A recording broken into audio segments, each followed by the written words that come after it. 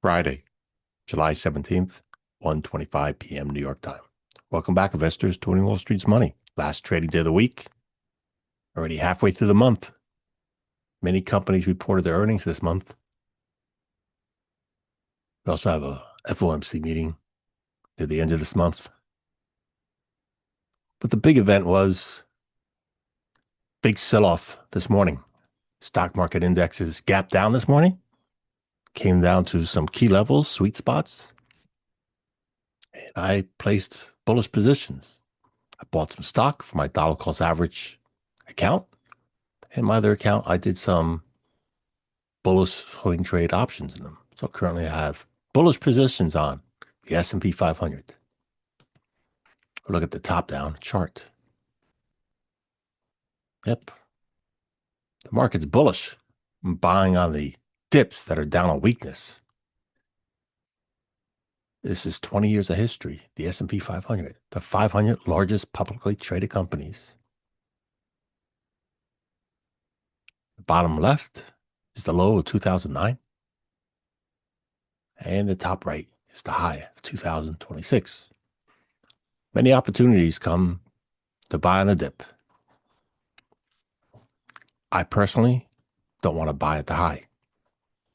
That might be your thing or some other person's, not mine. So each candle represents a month. Current candle, well, it's not completed yet because the month is not over yet. Current candle has not taken out the high of last month, hasn't taken out the low of last month. It's inside the range of last month. So I have it programmed to be yellow candle. Simply when I say yellow candle, on my chart, any time frame, that identifies to me, because I programmed it, for me to see, again, that it didn't take out the high or low of the prior candle. That means the yellow candle means indecision. It didn't know to go above or below the prior month. It may be a potential reversal, maybe a potential pause to the continuation of the current trend. Again, we're only halfway through the month. It's also the summer month.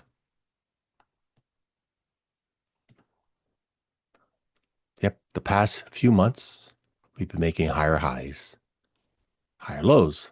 Again, last month was that new high. I expect we might have a retracement of that big red wick here. Okay, so we pull back lower on weakness. I'll be considering to, again, dollar cost average. You determine how much you want to buy. $100, $300, $10, $10,000. Again, dollar cost average. Over time, add money to a good solid index, and I choose the S&P 500. This is a weekly chart. This is 5 years of history. Each candle's a week. The current candle today will be done when the market closes. I have it labeled here. Markup, accumulation, distribution. Yep, so again, bottom left, you can see here. That was the accumulation period. Then we had markup, distribution, mark down, mark up, distribution, mark down, mark up. So on this weekly chart, look at this. It's in a consolidation, kind of like barcoding. Look here, was consolidation. Consolidation, again, different heights based on the price range. So picture like barcoding. Yep. It's building energy for the next trend. That trend might be down, a retracement, or the trend might be up. So if you notice, these trends have different lengths. This trend, again here, the bottom, happens to be the low of the year. And in this barcoding consolidation area, it's the high of the year. The current candle, see it's red. So the whole week represents that candle. We're inside that range of that green candle there. That green candle broke above that inside candle, that yellow one. And buyers, see these wicks on the bottom? Buyers are stepping in there. Just building energy for the next move. The daily chart. All these days here. Again, massive consolidation. All these days.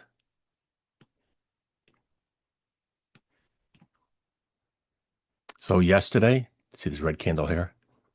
We broke that swing high, that blue horizontal line. And we closed below it. And then today, lower high, lower low. Huge wick on the bottom. Came down this swing point. Did not test it.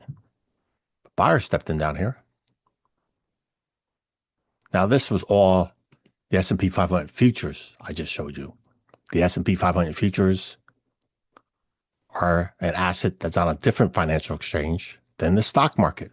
There's different financial exchanges. How can I compare that to you? Well, you have commercial ships for passengers, go cruise lines, and you have military ships for war.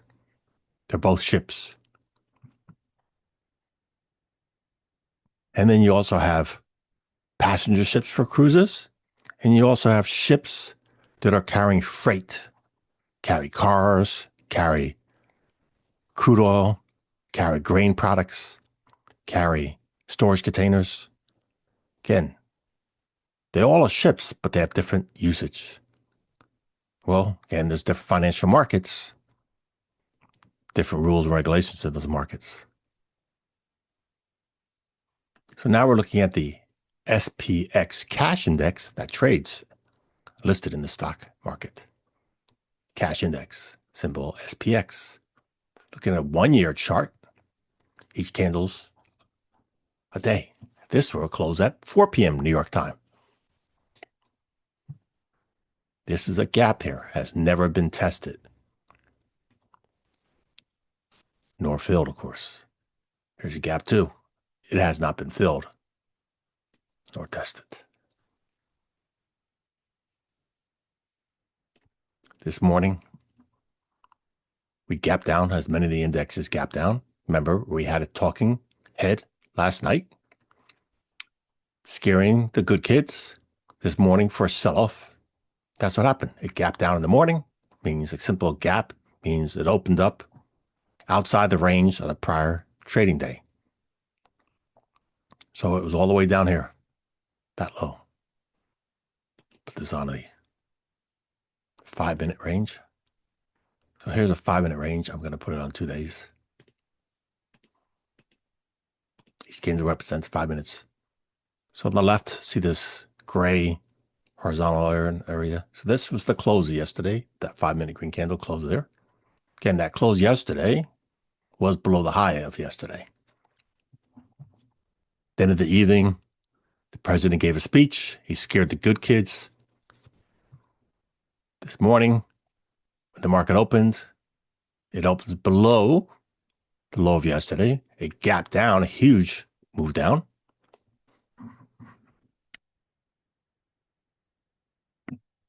And then after that first 5-minute candle, it went lower again. Lower low, lower high for the low of the day. Then here, 10 a.m., big green candle. Confirmation reversal. Nice, took off. So again, this morning, I bought the stock, SPY, and I also did options on the SPY, swing trade options. Different accounts. My stock I bought is a long-term portfolio account, and my options is a different account for swing trading. Yep. Here we are back on the futures, the 4-hour chart. See this red horizontal line on the top. That's the supply zone. And the bottom one is the green is the demand zone. We tested it this morning right here. Again, I liked it. It's one of the reasons I took a bullish trade. I'm in bullish positions. Again, trade just simply means you're either open and closing position, the word trade, either open and closing position. Investment I'm invested. Regardless if I'm invested 1 day, 10 years, I'm invested. Real estate, you might own it for 1 year, 20 years. Same with a car. I'm invested. But the trade was this morning. Nice. Looking here on the 1 hour chart now. So the futures, they trade overnight. You could trade them after the market, after the cash market closes at night. You could trade them in the morning. You could take them regular trading hours. Yep. So last night, again, the regular trading session was here, this green candle. I'm going to put this on 2 days. Again, this is a 1 hour chart. There we go. So this was a regular trading session yesterday. The market closed. And then what's called the extended sessions in the futures trade. The market continued going lower. President gave a speech. The market went even lower faster. Again, this morning, bullish pin bar. And here we are now, consolidation phase. Yep. Different brokerage accounts give you access to these different exchanges. Not necessarily does every brokerage account give you access to everything. Again, I have a broker that gives me access to, I have multiple brokers that give me access to many exchanges. But not all brokers give access to all the financial exchanges, nor all the financial assets. So here's a 30-minute. Now here's the 15-minute. Yep. Again, futures looking here. A big reversal. Nice. So that's just one stock exchange, just one. There are many more. And I want to finish this off by showing you, because we're so close to the end of the month. Finish this off by looking at the monthly time frame. So compare the indexes. This is the cash index, SPX, 10 years, each candle's a month. There we are, inside candle for the month.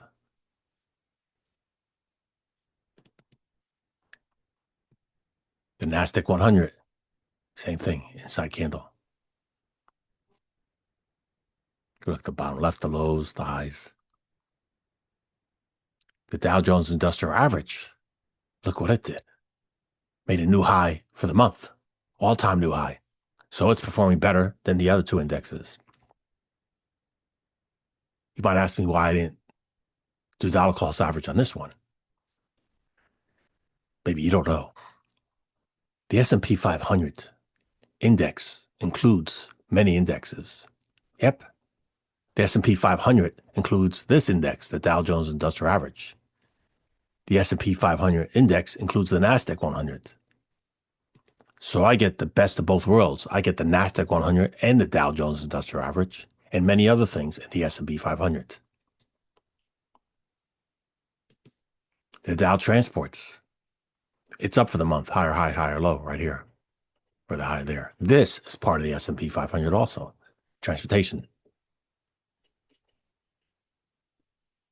The Dow Utilities, this is also part of the S&P 500. Look, it broke above the high of last month, just shy of the high of the year.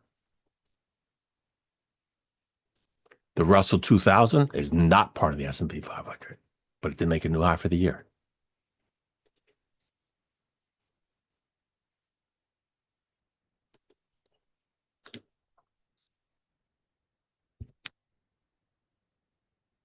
Thank you as always, spending just a little time with me. That's it for the video. Thank you kindly for watching.